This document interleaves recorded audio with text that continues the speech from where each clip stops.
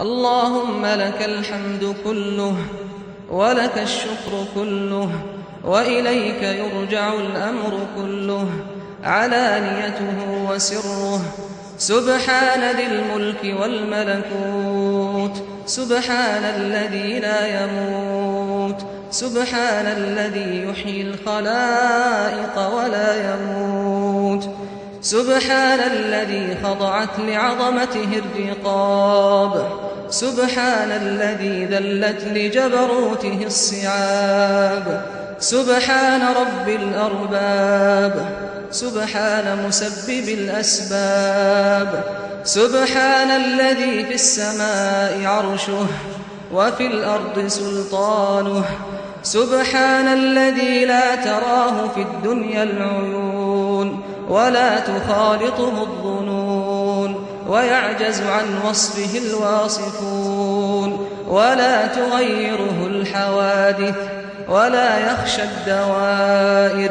يعلم مثاقيل الجبال ومكاييل البحار وعدد قطر الأمطار وعدد ورق الأشجار وعدد ما أظلم عليه الليل وأشرق عليه النهار. يا ملجأ القاصدين، يا حبيب المحبين، يا أنيس المنقطعين، يا جليس الذاكرين، يا من هو عند قلوب المنكسرين، يا مجيب دعوة المضطرين، يا رحمن الدنيا والآخرة ورحيمهما، يا من يملك حوائج السائلين ويعلم ضمائر الصامتين، يا من ليس معه رب يدعى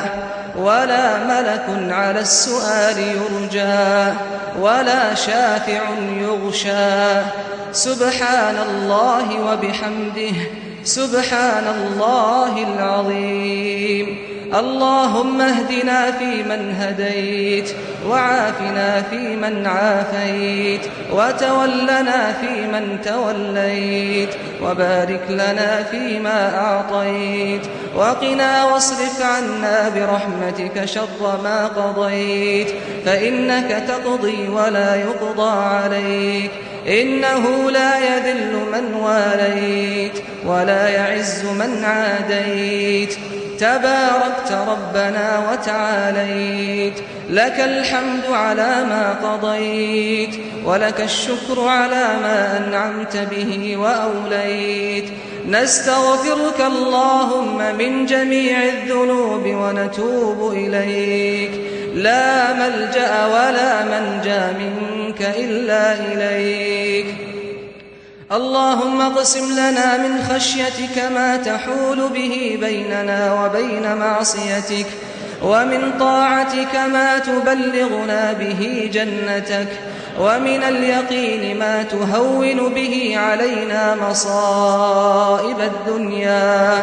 ومتعنا اللهم بأسماعنا وأبصارنا وقواتنا أبدا ما أحييتنا، واجعله الوارث منا، واجعل ثأرنا على من ظلمنا، وانصرنا على من عادانا، ولا تجعل مصيبتنا في ديننا، ولا تجعل الدنيا أكبر همنا ولا مبلغ علمنا ولا إلى النار مصيرنا، واجعل الجنة هي دارنا، ولا تسلط علينا بذنوبنا من لا يخافك فينا ولا يرحمنا، برحمتك يا أرحم الراحمين.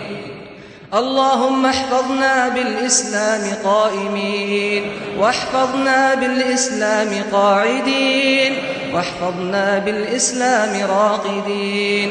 اللهم إنا نسألك عيشة نقية وميتة سوية ومردا غير مخز ولا فاضح. اللهم أعنا على الموت وكربته، والقبر وضمته والصراط وزلته ويوم القيامة وروعته. إلهنا خلقتنا فأحسنت، ورزقتنا فأنعمت، وعلمتنا فهديت، ثم عصيناك جهرا فغفرت، وأذنبنا سرا فسترت. خيرك إلينا نازل، وشرنا إليك صاعد، فنحن المذنبون المقصرون.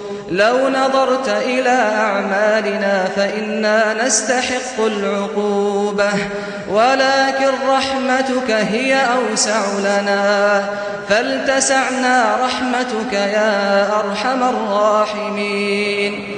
اللهم أعطنا ولا تحرمنا، وزدنا ولا تنقصنا، وأكرمنا ولا تهنا، وآثرنا ولا تؤثر علينا، وانصرنا ولا تنصر علينا. اللهم بيض وجوهنا، ويمن كتابنا، وارفع درجاتنا، وثقل ميزاننا، وتجاوز عن سيئاتنا. اللهم بديع السماوات والأرض يا ذا الجلال والإكرام والعزة التي لا ترام، نسألك يا الله يا رحمن أن تنور بكتابك أبصارنا، وأن تطلق به ألسنتنا، وأن تنور به قبورنا، وأن تغفر به ذنوبنا، وأن تصلح به أمورنا برحمتك يا أرحم الراحمين. اللهم اختم لنا شهر رمضان برضوانك، والعتق من نيرانك، والفوز بجناتك. إلهنا ها هو شهرك الكريم قد رحل، ونحن على خوف ووجل، وفيك الأمل، فتقبل يا ربنا منا صيامنا وقيامنا وصلاتنا وأذكارنا وسائر أعمالنا، ولا تردها في وجوهنا يوم القيامة يوم الحسرة والندامة. إلهنا أغلقت الأبواب إلا بابك، فلا تبعدنا عن جنابك، فإن أبعدتنا فإنه لا حول لنا ولا قوة إلا بك.